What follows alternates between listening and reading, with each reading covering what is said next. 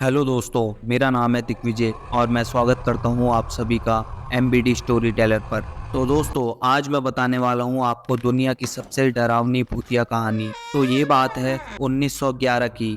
शाम का समय था। लंदन में एक घर था। उस घर के सामने एक बड़ा सा बगीचा था। उसके अंदर बहुत सारे पेड़ लगे हुए थे। उस घर के आसपास का माहौल बहुत डरावना था। एक लड़का उसी घर के सामने खड़ा हुआ था। लड़के ने उस घर की डोरबेल को बजाया और किसी के आने का इंतजार करने लगा। उस लड़के के माता पिता अब इस दुनिया में नहीं थे। मरने से पहले उसके माता पिता ने उसको उनके चचेरे भाई मिस्टर इबान के पास रहने के लिए छोड़ दिया था। पर हैरानी की बात तो ये थी कि मिस्टर इबान को अकेले रहना पसंद था। वह किसी से ज़्यादा मिलते जुलते नहीं थे। लड़के के डोरबेल बजाने के बाद मिस्टर इबान ने घर का दरवाज़ा खोला और वहाँ उसे देखकर वह बहुत खुश हुए और उस लड़के का नाम था स्टीवन एबलॉन। फिर मिस्टर इवान ने उसे कहा, तुम बहुत थक गए होगे, आओ चलो नाश्ता कर लो। तो स्टीवन ने कहा, मुझे अभी भूख नहीं लगी है। फिर बातचीत करते हुए मिस्टर इवान ने स्टीवन से पूछा, तुम कितने साल के हो? तो स्टीवन बोला, मैं आने वाले जन्मदिन पर 12 साल का हो जाऊंगा।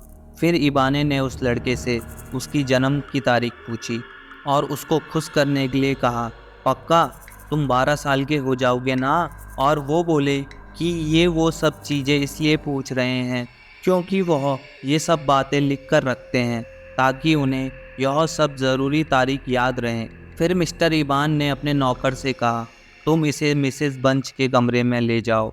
मिसेस बंच इस घर में सबसे खुशदिल इंसान है। स्टीवन को मिसेस बंच से बात करके बहुत अच्छा लगा। मिसेस बंच 55 साल की थी और वह मिस्टर इबान की मैनेजर थी।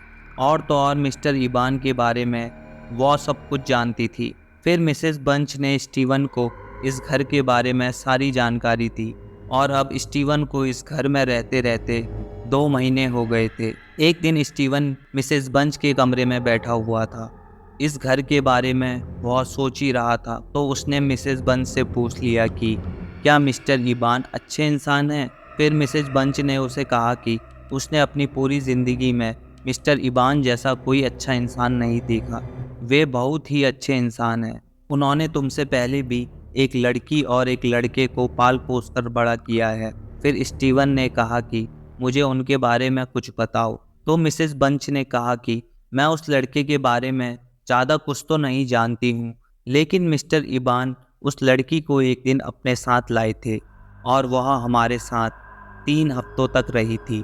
लेकिन एक दिन वह सुबह अचानक से कहीं चली गई।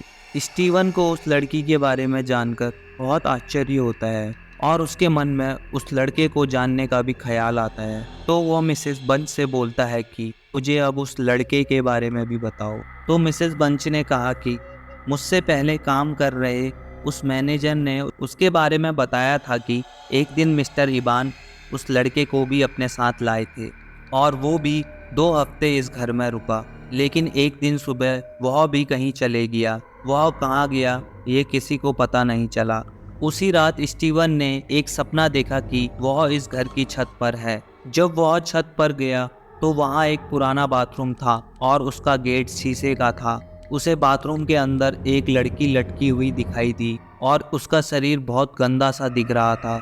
उसके दोनों हाथ उसके सीने पर थे।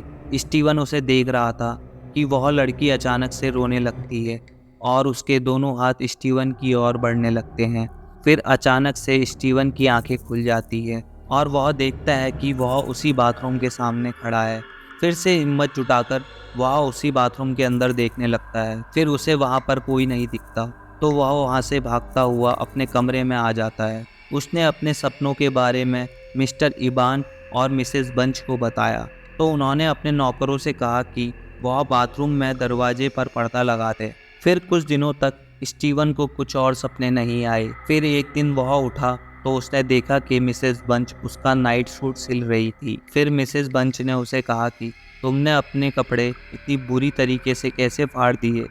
स्टीवन को पता नहीं था कि उसके कपड़े कैसे फटे। उसने देखा कि उसके कपड़ों पर लंबे लंबे नाखूनों के निशान थे।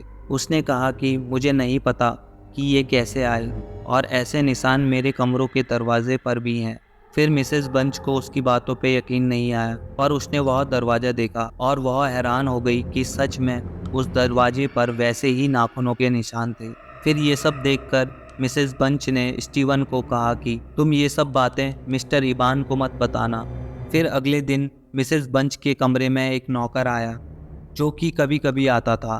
फिर उसने मिसेस बंच से कहा कि अगर मिस्टर इबान को ड्रिंक चाहिए हो तो वह अपने आप जाकर लें, क्योंकि बेसमेंट में कुछ तो है, वह पता नहीं क्या है। अब मैं वहाँ पर और नहीं जाऊँगा। फिर उसने स्टीवन को देखा और उसने बात को बदल दिया और वहाँ से चला गया। अब स्टीवन को आए हुए 6 महीने हो गए थे। एक दिन मिस्टर इबान ने स्टीवन से कहा कि बेटा, आज शाम तुम मेरी लाइब्रेरी में आ सकते हो, रात को 11 बजे तुम आ जाना और यह बात किसी को भी मत बताना। यह बात सुनकर स्टीवन बहुत खुश हो गया। उसने सोचा कि उसे आज रात ऐसा क्या दिखाने वाले हैं। फिर रात को स्टीवन लाइब्रेरी के दरवाजे पर आकर खड़ा हो गया और दरवाजे को खटखटाने लगा। फिर अंदर से आवाज़ आने लगी। थोड़ी देर तक कुछ आवाज़ें आई, फिर वह अपने आप बंद हो गई। फिर दरवाज़ा अपने आप खुल गया। स्टीवन ने यह देखा कि मिस्टर इबान एक कुर्सी पर बैठे थे और उनके बाएं हाथ पर एक छेद था। उनके हाथों पर कुछ खून सा था और टेबल पर एक चाकू रखा हुआ था और उस पर भी खून सा लगा हुआ था।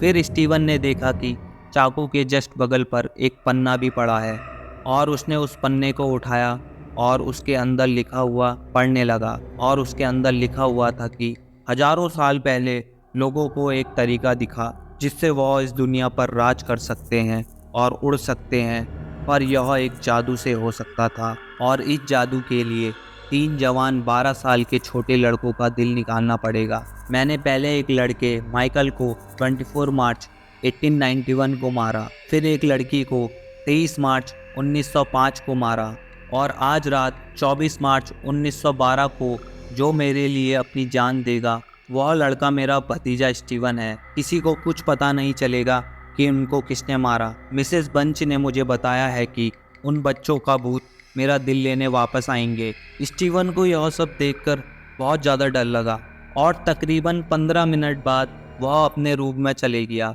आज कई साल हो गए हैं मिस्टर इब्ने और मिसेस बंच को मरे हुए, पर किसी को पता नहीं चला कि उनको किसने मारा। यह बात सिर्फ स्टीवन को पता थी और वह भी उसके बाद से किसी को दिखाई नहीं दिया। तो होप करता हूँ कि आपको वीडियो अच्छी लगी होगी। अगर आप लोग चैनल में नए हैं तो प्लीज़ चैनल को सब्सक्राइब कर लें। Thank you for watching the video guys. Bye bye.